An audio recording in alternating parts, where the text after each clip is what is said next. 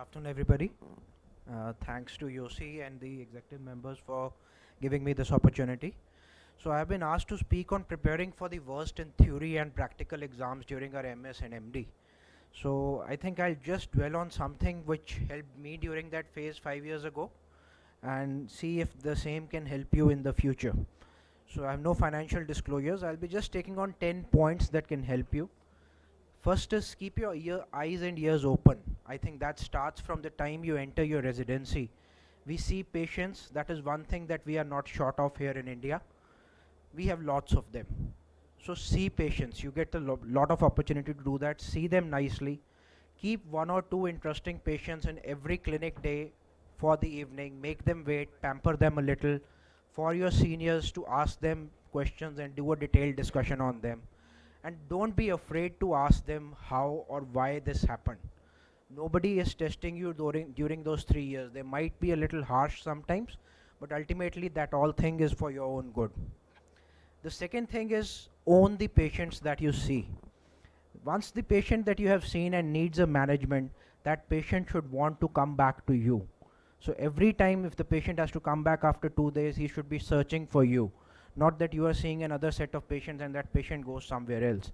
So you should have that kind of rapport with the patient, explain him his disease so nicely that he searches for you and comes to you. Even after surgery, once you operate your own patients, we have so many of the residents who operate, and even post-op day one, they don't see it. The consultant is directly seeing it. So that is something that is not done. You don't learn that way. You don't prepare yourself for the exam that way.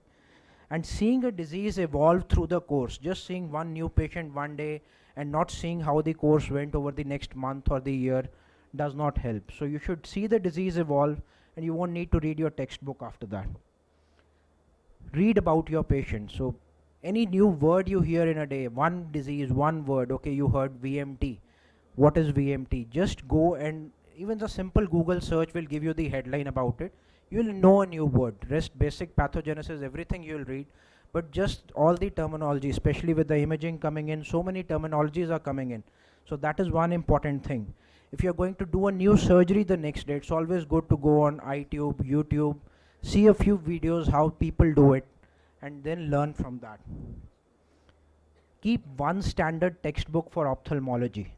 So I had Yanov, one textbook that you read cover to cover at least 3 to 4 times during your residency, and the same you use during your exams.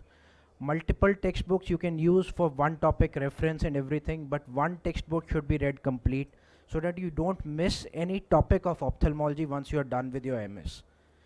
Once you go into a subspecialty, then that's different. And review articles, major reviews, they are not textbooks. They are written by you and me, not a comprehensive review. So they are not textbooks. You should keep one textbook that tells you the basics. You will need to supplement that with latest articles. Yanov is not going to give you all the latest DRCR protocols and everything. That you'll need to read more, but always keep one textbook. Attend and present. Conferences give you a lot. They keep you abreast with what is going on in the world. You can validate yourself seeing that the other person is also doing what you are doing, and you feel more confident about your work. Or you see something new and you know that this is going on in the world, this is where we are progressing. We see gene therapy here, we don't have it yet, but we know that something is going on with Luxturna and something, we have to be ready for that. So attend conferences, present your work. A critical review always gives you something more to learn and increases your confidence. All this ultimately helps you in your exams and making you a good ophthalmologist. Closer to the exam, maybe the last 6 months, plan your study well.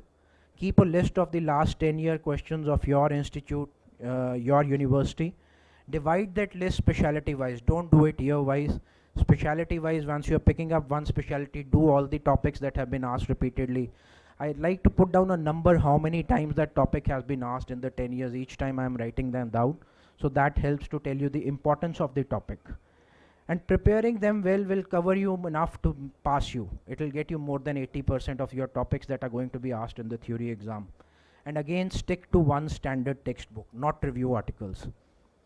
Second most important thing is teach ophthalmology. If you have a small group or even whole of your batch, once you have read a topic, try and teach it to them.